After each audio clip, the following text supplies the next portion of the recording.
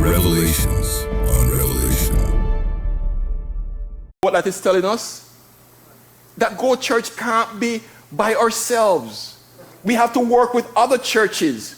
That's why we have unity events. That's why we invite other churches to work with us, because God is seeing the church as a whole in the area. And by the way, in Hampton Roads, guess how many cities there are in Hampton Roads? 7. We have, I wrote it down, Chesapeake, Hampton, Newport News, Norfolk, Portsmouth, Suffolk, Virginia Beach. So it's like God is saying, I'm writing a letter to the churches in Virginia, in Hampton Roads.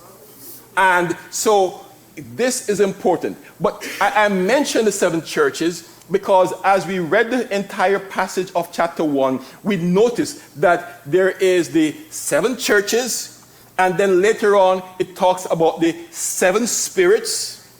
And then it talks about the 7 lampstands, and it mentioned that Jesus Christ was in the midst of the 7 lampstands. And then it talks about the fact that he had in his hand 7 stars.